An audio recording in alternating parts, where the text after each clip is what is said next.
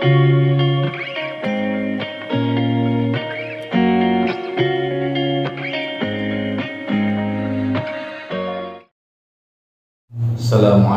warahmatullahi wabarakatuh. Saya Musayyib SPDI, tenaga pendidik Madrasah Aliyah Negeri 16 Jakarta, sekaligus mahasiswa pendidikan profesi guru UIN Syarif Hidayatullah Jakarta, bidang mafal fikih, yang akan melaksanakan uji kinerja praktek pembelajaran.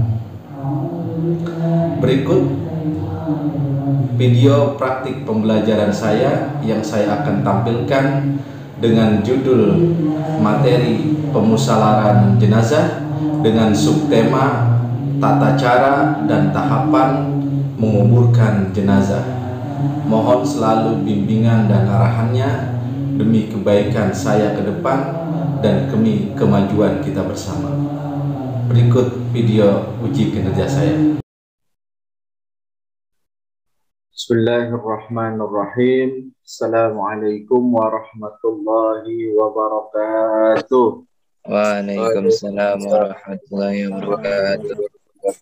Alhamdulillah, salatu wassalamu ala Rasulillah Sayyidina Muhammad bin Abdullah wa ala alihi wa ashabihi wa mawalah, amma ba'du. Alhamdulillah, anak-anak, hari ini kita bisa ketemu lagi melanjutkan rangkaian kegiatan pembelajaran kita tentang pemusalaran jenazah.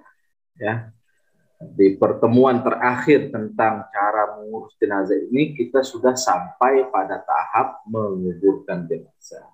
Ya, baik anak-anak, sebelum kita mulai pembelajaran hari ini, alangkah baiknya pembelajaran hari ini kita mulai dengan doa. Kepada saudara Sayyid Ahmad Jawahar, mohon dipimpin untuk memimpin doa kegiatan belajar kita hari ini. Silakan Sayyid. Assalamualaikum warahmatullahi wabarakatuh. Waalaikumsalam warahmatullahi wabarakatuh. Sebelum kita mulai pada pembelajaran pada pagi hari ini, marilah kita awali dengan pembacaan surat Al-Fatihah. Ala hadhihi niyyah wa ala kulli niyatin salihah ila hadratin Nabi Mustafa wa sallallahu alaihi wasallam. Al-Fatihah. A'udzu billahi minasyaitonir rajim. Bismillahirrahmanirrahim. Alhamdulillahi rabbil alamin. Ar-Rahmanir Rahim. Iyyaka na'budu wa iyyaka nasta'in. Shiratal mustaqim. Shiratal ladzina an'amta 'alaihim ghairil maghdubi 'alaihim waladdallin. Baik, terima kasih kepada Syauqi yang sudah memimpin doa anak-anaknya hari ini. Baik anak-anak, seperti biasa untuk absen silahkan absen di e-learning. Ya, absen tetap di e-learning. Namun selain di e-learning, Bapak juga akan kontrol melalui Zoom ini juga untuk absennya. Ya. Baik, semuanya sudah siap mengikuti pelajaran hari ini? Sudah siap ya? Insya Allah, Pak. Baik, insya Allah anak-anak, tahap terakhir dari materi kita, ya, materi tentang pemusalaran jenazah, yaitu tata cara menguburkan jenazah. Nah, terutama yang laki-laki. Laki-laki biasanya jarang orang yang mau turun atau menggotong keranda untuk mengantarkan jenazah. Padahal itu juga menjadi bagian daripada sunnah Rasulullah Sallallahu Alaihi Wasallam. Ya, ada yang pernah turun membantu menguburkan jenazah? Belum, Pak. Belum ada. Ya. Atau gotong keranda jenazah? Belum juga, belum ada yang pernah. Ya. Berarti cuma mau digotong dan dikuburkan aja seperti itu. Gimana? Jadi ya, ini materi menguburkan jenazah selain butuh keterampilan metodenya, tapi juga butuh mental, betul kan? Kan nggak semua orang mau turun kan untuk menguburkan jenazah. Ini perlu mental khusus. Ya.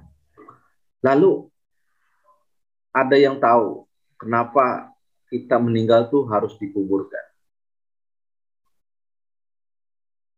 Ada yang tahu kenapa kita kalau meninggal tuh dikuburkan? Coba, ada berapa macam? Kita terbuat dari tanah, Pak. Makanya Karena kenapa? Al-Ghifari gimana? Karena manusia terbuat dari tanah dan dikembalikan dengan tanah juga.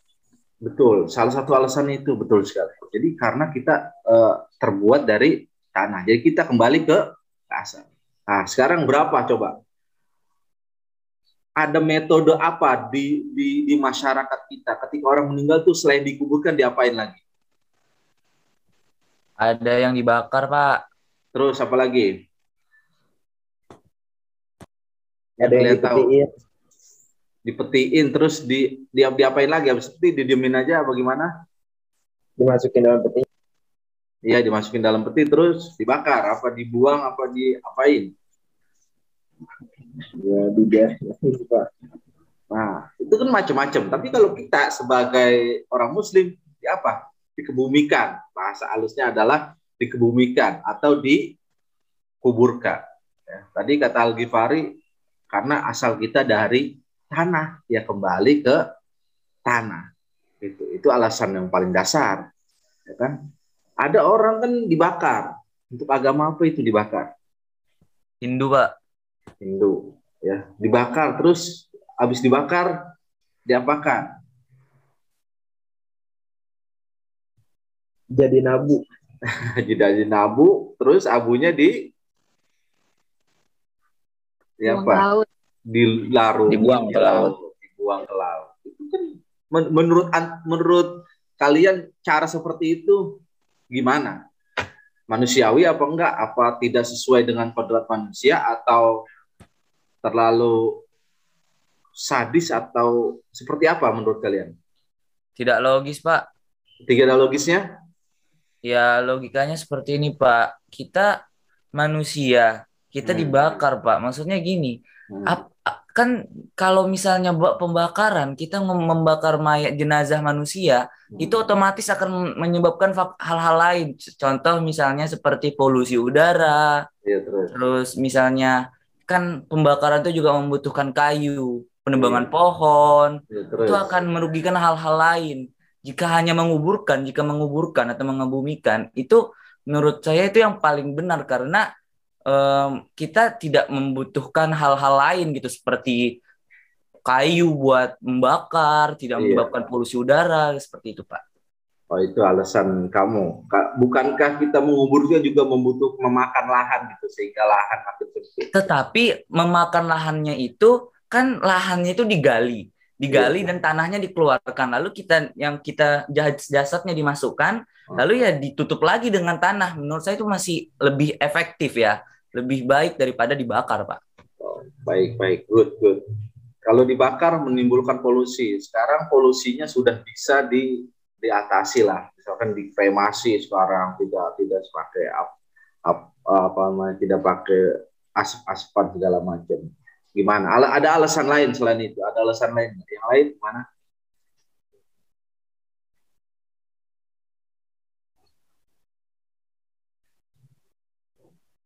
Ada alasan lain?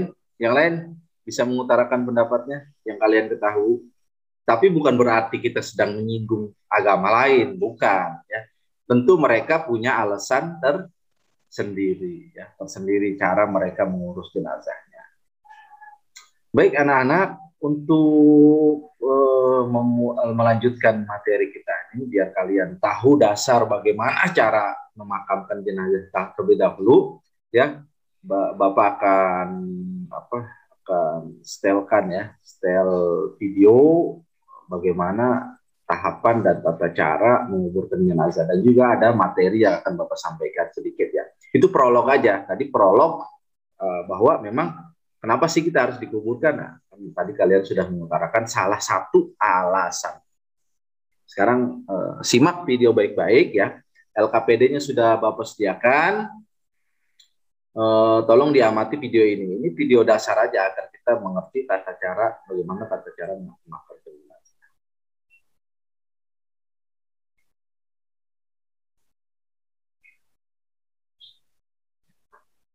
Kelihatan ya?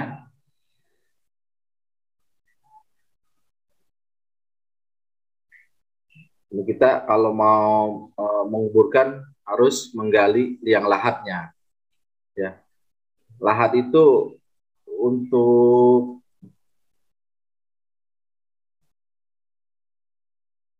ini ukuran 200. Nah, ini harus ada liang lahatnya. Nah, untuk menggali kubur itu harus ada liang lahat untuk melindungi jenazah. Nah, ini 130 tingginya minimal. Nah, kita harus ada liang lahat ini. Nanti kita ungkap kenapa harus ada liang lahat. Nah, nanti ada alasannya kenapa harus ada liang lahat.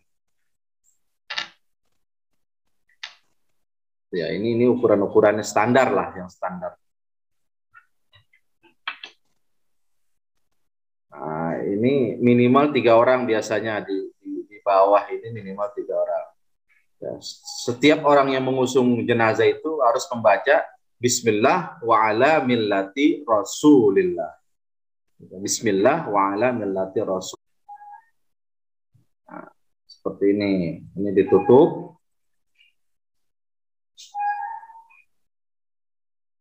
Nah, ini sunnahnya kepada setiap orang untuk menguburkan.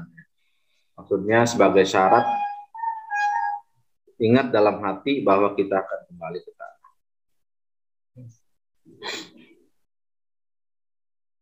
Ini kuburkannya ditandain aja biasanya seperti ini.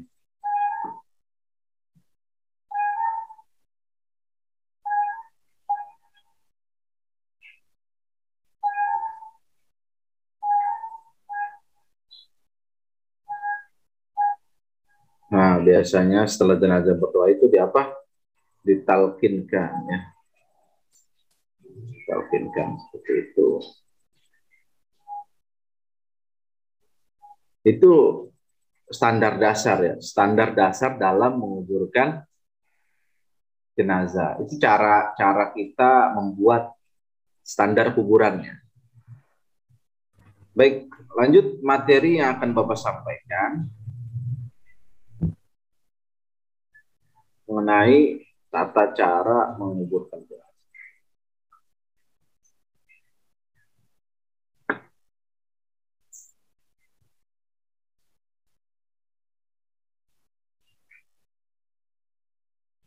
Ada ayat begini anak-anak. Walaqad karramna bani Adam. Dan sungguh kami muliakan keturunan anak Adam. Walaqad karramna bani Adam.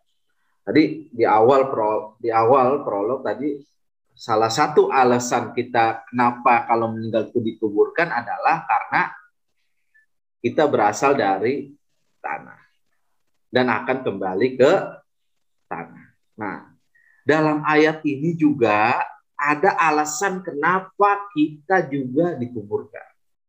Nah, siapa yang bisa menjelaskan dari ayat ini apa alasan utama yang ketika kita meninggal itu prosesnya adalah dikuburkan? Siapa yang bisa menjelaskan? Silakan. Ayo. Dalam ayat ini ada alasan utama kita. Jelas. Dan sungguh kami muliakan keturunan anak Adam. Coba, ada yang bisa menjelaskan? Silakan. Alasan utama, kenapa alasannya kita dikubur? Ayo. Faren, siapa aja? Silakan yang bisa menjelaskan. Hanifah, yang perempuan. Gimana? Alwi, ada alasan utama di sini.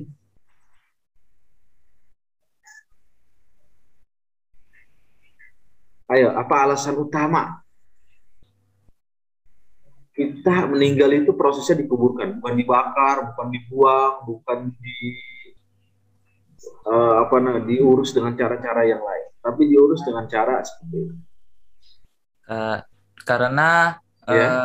Karena proses penguburan jenazah itu adalah proses yang paling mulia, Pak. Benar atau tidak, Pak? Maaf. Iya, betul itu proses mulia, tapi letak kemuliaannya itu letaknya adalah karena tidak ada merugikan hal-hal lain selain, ya maksudnya tidak ada merugikan hal lain Pak, menurut saya Pak, karena ya begitu. Tidak ada merugikan hal yang lain. Coba. Good, good. Yang lain, bagus. Yang lain coba. Yang perempuan gimana?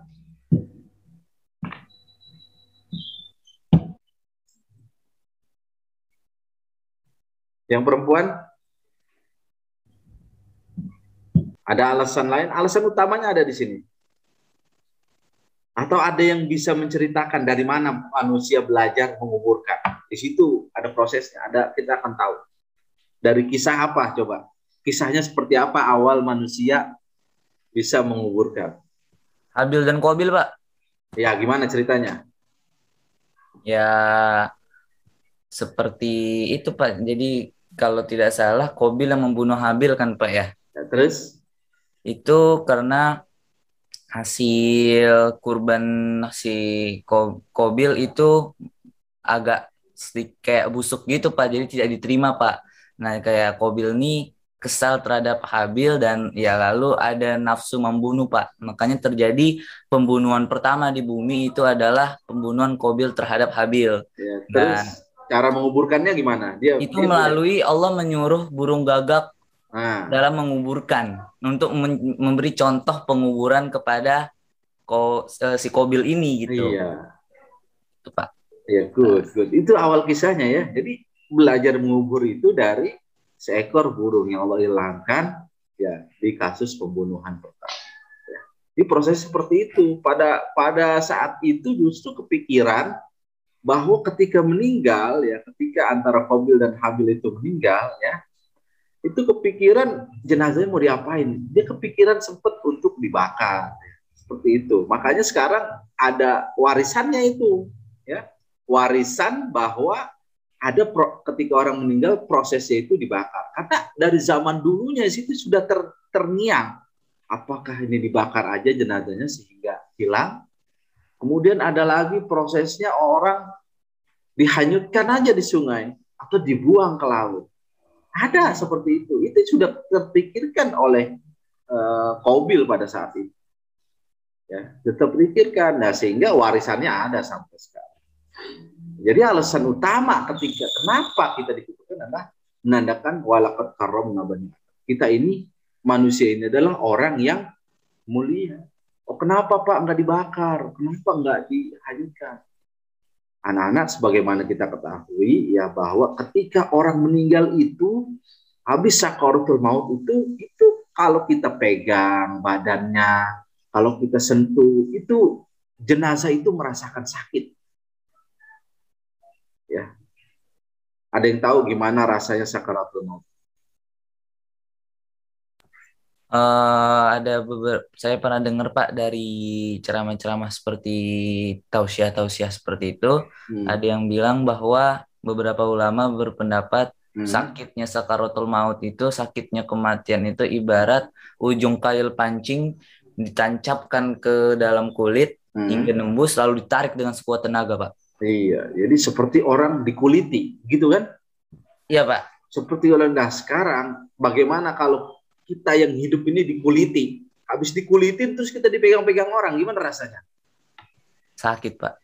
Seperti itu, orang meninggal pun seperti itu. Nah. Ya, makanya ketika pertama kali orang meninggal, yang harus dilakukan apa dulu? Kita pernah belajar, dibuka dulu bajunya. Jangan dibuka bajunya itu seperti kita membuka baju orang yang hidup. Ya. Digunting, digunting semua bajunya. Jangan sampai ini badannya kita terlalu sering kita pegang. Kenapa? Karena dia merasakan sakit. Paham? Insya Allah paham Pak. Kalau orang dipegang aja sakit, bagaimana kalau dibakar? Bagaimana kalau dibuang? Apa nggak lebih sakit lagi? Nah, seperti itu. Ya, maka kenapa jangan dibakar, tidak dibakar dalam agama kita, tidak diperlakukan dengan cara yang lainnya. Karena orang yang meninggal itu masih merasakan sakitnya sakaratul maut, jasadnya.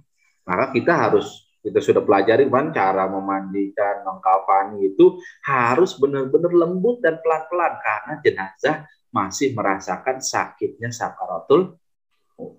Masih merasakan bekas-bekas sakitnya. Jadi alasan utama adalah karena kita ini adalah orang yang mulia, sehingga jenazahnya diurus sedemikian rupa, mulai dari proses memandikan, dikafani dengan rapi hingga dikuburkan. Ya, alasannya apa? Alasannya adalah karena manusia adalah memiliki derajat yang mulia di sisi Allah Subhanahu wa Ta'ala. Itu alasan utama. Kemudian prosesnya adalah menyiapkan liang kubur. Nah, ini tadi sudah dijelaskan. Alasan utama itu sampai 120 cm itu apa? Kenapa harus dalam? Kenapa? Yang lain, jangan auli terus. Kenapa harus dalam ini? Alasan utamanya. Supaya tidak tercium bau jasadnya, Pak. Terus, apa lagi? Aman dari gangguan hewan pemakan bangkai atau binatang buas. Nah, ini sudah jelas ya. Ini alasan utama. Kenapa harus dalam? Itu. Ya. Karena orang dulu, ini kan kalau kita sekarang sudah enak. Nah, kita ini sekarang enak. Sudah ada pemakaman wakaf atau TPU yang aman dari binatang buas. Tapi kalau orang dahulu, itu kalau mengubur itu ya pasti jauh dari pemukiman. Dan yang tempat mengubur itu ya kayak orang-orang dulu kita banyak melihat tempat penguburan di lereng-lereng gunung atau di tengah-tengah hutan ya. Kita kan kalau ziarah pada makam para wali kayak Sunan Sunan Gunung Jatuh, itu kan ada di atas gunung, nah. Iya. Betul. Ya kan, betul, adanya di atas gunung. Itu sekarang udah rame karena banyak yang ziarah. Kalau dulu Ya. nah, jadi orang dulu kalau makamin itu memang jauh dari pemukiman dan itu rawan dengan binatang buas. Alasan yang masih bisa logis sampai sekarang adalah jangan sampai jenazah ini ketika membusuk baunya tercium keluar, maka dalamnya ini ya standarnya adalah 120 cm. Ini standar minimal. Ya, standar minimal. Kemudian ada lahat seperti ini, nak. Nah, ini alasannya kenapa harus ada lahat. Kenapa nggak langsung dikubur aja, Pak? Ayo. Gimana? Kenapa harus ada liang lahatnya? Kenapa nggak usah pakai ini, langsung aja ditaruh di tengah, misalkan udah langsung tutupin dengan tanah. Kenapa? Ayo. Sudah saya jelaskan tadi logikanya. Gimana? Kenapa harus ada lahatnya? Gimana? Coba bayangkan kalau nggak ada lahat gimana nguburnya?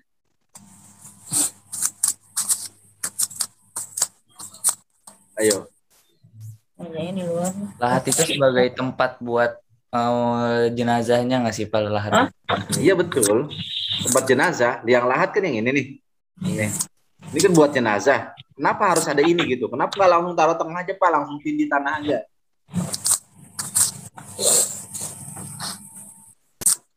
Ayo.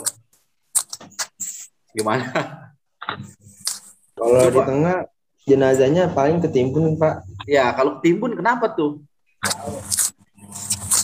Kalau ketimbun ya itu pasti bakal kena tanah.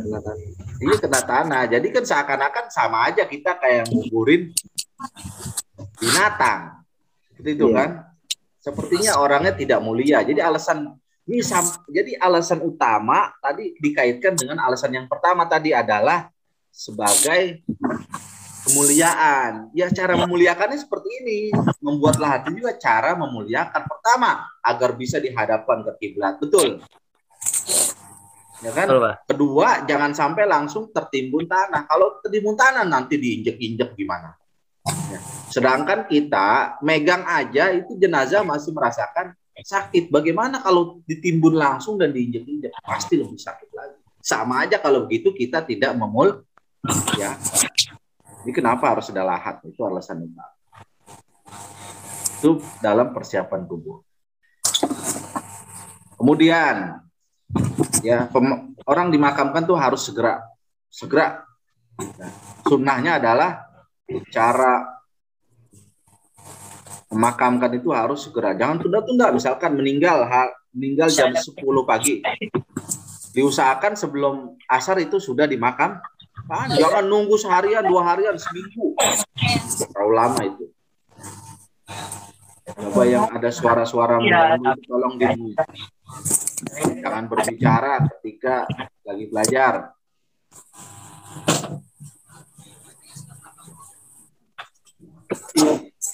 Kemudian standarnya disunahkan jenazah dibawa oleh 4 orang laki-laki.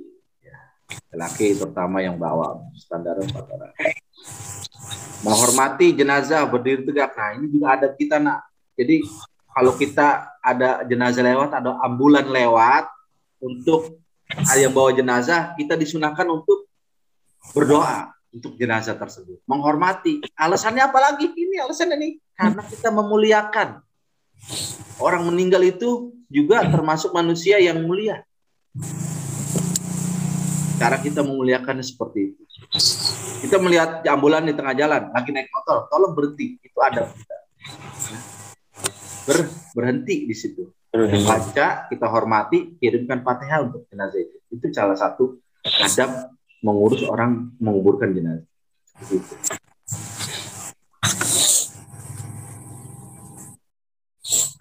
Pengiring jenazah bila masuk gunung hendaknya menjawab salam, lepaskan salam. Atau yang kita sering ucapkan adalah Bismillah wa ala millati Rasulillah. Itu bacaan maupun mengusung maupun ketika akan menguburkan jenazah. Nah, sekarang posisi jenazah. Nah, posisi jenazah seperti ini. Kanan, ini ada bantalan nanti seperti ini. Posisinya dihadapkan ke kiblat. Dihadapkan ke kiblat. Sekalipun jenazahnya itu menggunakan peti. Ya. Entah jenazahnya yang dihadapkan kiblat di dalam peti atau petinya yang dihadapkan ke kiblat. Seperti itu, nah. Nah, ini seperti ini proses meletakkannya. Jenazah di dalam kubur seperti ini, ya. Nah, ini ada bantalan tadi, bantalan dengan tanah dan tali-talinya ini dilepas. Ya, kalau mitos kita itu kalau nggak dilepas nanti pocongnya bangun minta dilepasin. Itu mitos saja. Ya. Ya, ini harus dilepas. Nah, ini posisinya seperti ini. Ya. Kemudian setelah selesai, udah rapi, sebelum ditutup dengan kayu-kayu, maka prosesnya adalah azan dan iqamah. Ini mengenang apa hikmah dari azan dan iqamah ini? Ada yang tahu nggak hikmah azan dan iqamah? Gimana? Silakan. Kalau menurut saya, Pak, Iya. itu ketika lahir aja kita diazankan dan diiqomat, maka ketika kita meninggal pun kita juga harus diazankan dan diikomatkan gitu, Pak. Menurut saya sih, Pak, seperti itu. Karena kan memang pada saat kita lahir aja kita diikomatkan gitu. Jadi tidak heran jika meninggalnya juga kita diikomat dan azan. Gitu. Jadi telinga pertama kali lahir di dunia adalah yang kita dengar azan dan ikomat. Dan iya itu, ketika Pak, kita kembali kepada Allah, kalimat yang terakhir didengar adalah azan dan iqamah.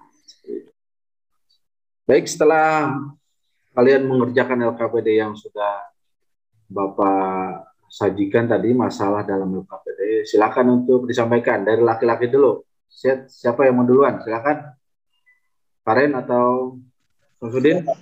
Baik, Faren, silakan untuk menyampaikan hasil LKPD-nya. Yang tata cara mengurus jenazah bagi orang yang meninggal jauh dari daratan oleh penyakit menular, itu wajib dimandikan, dikafani, disolati, dan ditaruh di peti sesuai protokol agar penyakitnya tidak menular. Boleh ditenggelamkan di laut takut penyakitnya menular, dan jika didaratkan harus dipisahkan lahannya atau digabung dengan jenazah yang kriterianya sama, Pak. Bagaimana yang diutamakan untuk ditenggelamkan apa ditunggu sampai daratan? Ayo, seperti hal yang udah Bapak sampaikan tadi. Ditenggelamkan. Ditenggelamkan. Ditenggelamkan jika dalam kondisi matinya jauh dari daratan. iya. Apakah nggak ditunggu dulu sampai daratan atau gimana? Gimana? Boleh dibantu yang lain? Ustadz, kalau misalnya dekat pinggiran pantai, nggak apa-apa sih Pak, langsung aja dikuburkan. Oh gitu. Kalau dekat Pinggiran pantai. daratan, kalau dekat daratan boleh langsung dikuburkan. Ya Pak. Iya. Iya. Tapi kalau jauh, Nah, kalau jauh ya Kalau tetap mencari daratan, tetapi jika memang sekiranya masih lama untuk menemukan daratan, ya mau tidak mau terpaksa ditenggelamkan, Pak. terpaksa iya. Kalau misalkan memberi mudarat bagi orang yang di kapal kan, maka harus Tenggelamkan. segera ditenggelamkan. Seperti itu. Baik, lanjut ya yang kedua. Yang kedua tadi Faren, soal yang kedua gimana? Jika terjadi suatu daerah terjadi bencana banyak yang meninggal, Pak. Iya. Itu dikuburkan secara massal dengan disusun dan tidak boleh ditumpuk, Pak. Tidak boleh ditumpuk. Kondisinya seperti apa? Situasi yang membolehkan orang dikuburkan massal. Apakah udah nggak ada yang ngurus atau jenazah saking banyaknya atau seperti apa kondisinya? Karena saking banyaknya, Pak. Saking banyak jenazah. Bagaimana kalau jenazahnya kondisinya terbatas? Kalau kondisinya terbatas, ya dikuburkan juga, Pak. Kuburkan secara Massal. massal. Gimana yang lain? Boleh tanggapin? Boleh tambahkan? Siapa dulu nih? Ya, Lui, silakan. Siapa ini? Samsudin, boleh menambahkan? Iya Pak. Ya, gimana? Ya kalau misalnya jenazahnya terbatas bisa dikuburin masing-masing Pak. Oh, masing-masing aja, sesuai Ya. standar yang ada. Iya kan terbatas nggak masih bisa dihitung Pak. Oh, masih bisa dihitung. Baik, sip, go. Ada lagi tambahan buat yang lain? Ada lagi mau ditambahkan? Ya, Pak. Ya, gimana? Alwi? Dari file yang Bapak kirimkan kemarin saya sudah baca, katanya jika memang terbatasnya ini atau misalnya daruratnya ini boleh secara massal itu jika misal lahan wilayah buat menguburkan jenazahnya atau membuat liang lahatnya ini itu tidak ada, maksudnya bukan tidak ada, maksudnya lebih sedikit dibandingkan jumlah jenazah yang ada, jadi itu boleh buat dimasalkan gitu, maksudnya. Gitu. Jadi selain kendala jenazah yang banyak juga pasti kendala lahan, seperti itu maksudnya. Iya Pak, seperti itu. Oke, it's good. Baik. Terima kasih Pak Ren. Ini tepuk tangan buat Pak Ren yang luar biasa udah menyampaikan pendapatnya. Lanjut, yang kedua Samsudin, silakan Samsudin. Pak. Satu, bagaimana tata cara mengurus jenazah bagi orang yang meninggal yang jauh dari daratan disebabkan oleh penyakit yang menular, yaitu dengan cara dimandikan jika memungkinkan, jika tidak maka cukup ditayamumi. Selanjutnya dikafani dengan tambahan berupa plastik atau kantung jenazah dan peti serta menggunakan protokol.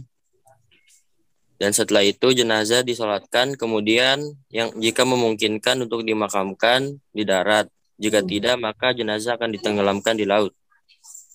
Ini lebih lengkap ya. Jadi tetap wajib dimandikan, disolatin dan dikafan. Seperti itu. Ya, jika memungkinkan, silakan dikuburkan di darat. Jadi protokol kesehatannya tetap dilaksanakan ya.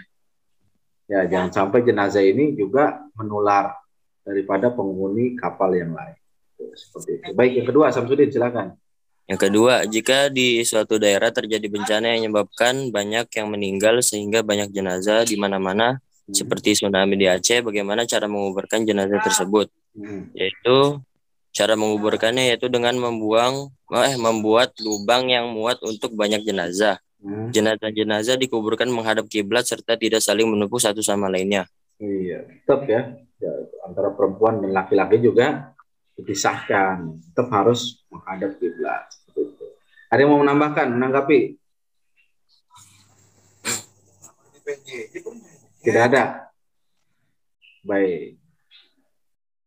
Saya Pak. Baik. Najla silakan. Najla. 1. Bagaimana tata cara mengurus jenazah bagi orang yang meninggal Wajahnya tampakin dong, Nak. Wajahnya. jauh dari daratan Ya. oleh penyakit yang menular. Nah.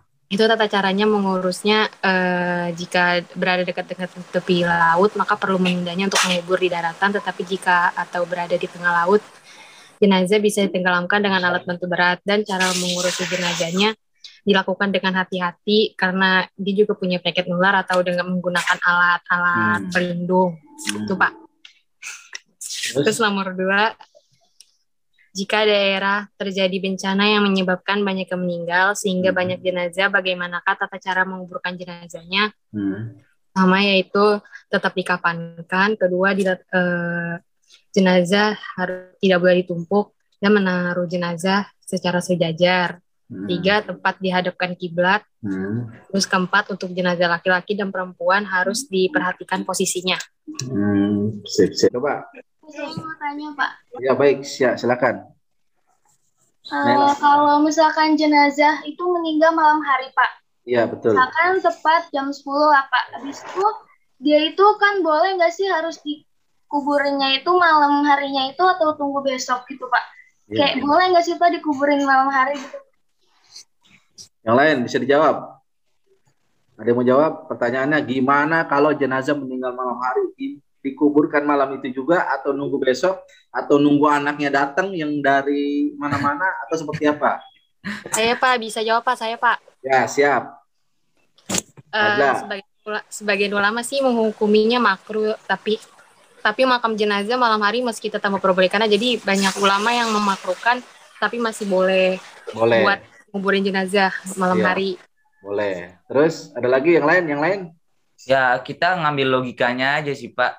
Itu kalau tadi yang Najla itu berbicara tentang hukumnya, tapi kalau saya berbicara tentang logikanya. Misalnya ambil logikanya itu meninggalnya pada saat jam 11 malam atau jam 12 malam. Logikanya kita tidak mungkin dong menggotong mayat di jam 12 malam sampai jam 1 malam. Itu kan kayak tidak semua orang bisa hadir gitu Pak. Jadi anak-anak Bapak kira cukup luar biasa sekali materi yang sudah kita diskusikan hari ini dan kalian sudah mengeluarkan pendapat, pertanyaan-pertanyaan yang bagus ya.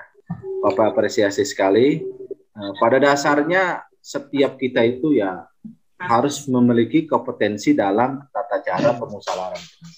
Baik memandikan, mengkafani maupun mensolatkan hingga menguburkan. Itu kita harus bisa. Karena suatu saat ya entah kita ditakdirkan di mana gitu, kita harus mengurus jenazah ya. Maaf misalkan kita jadi tentara nanti misalkan turun di medan perang, ketika melihat kawannya meninggal kan nggak mungkin dari dalam hutan dibawa keluar hutan, harus diurus di situ. Nah kita harus bisa mengurusnya. Nanti mungkin ada yang jadi pelaut ya, ada yang jadi pelaut, ada saudaranya yang meninggal di tengah lautan, gimana tata caranya? Kita sudah paham. Atau kita nggak jadi pelaut, ya saudara, tetangga kita, kawan kita nanti, atau anak kita, atau cucu kita, itu kita sudah bisa ajarkan. Seperti itu. Palingnya kita sudah mempunyai kompetensi seperti itu. Ya. Saya sangat berterima kasih sekali ini pada Sekolah Agama yang sudah luar biasa ya dalam pembelajaran pemusalaran jenazah ini ya. Ya paling aktif, paling energik ya, luar biasa, pendapat-pendapatnya juga ajib ya. Terima kasih banyak untuk kelas keluarga. Baik anak-anak, nanti ada soal biasa yang bisa kalian kerjakan di learning. Soalnya tidak jauh dengan apa yang kita diskusikan tadi. Nanti dikerjakan soalnya biasa. Ya. Terima kasih anak-anak. Kita akhiri pembelajaran kita hari ini. Untuk mengakhiri pembelajaran kita hari ini, untuk Samsudin silakan dipimpin doa untuk mengakhiri kegiatan belajar kita hari ini. Mari kawan-kawan, sebelum kita menyelesaikan pembelajaran hari ini, ada baiknya kita berdoa. Berdoa mulai.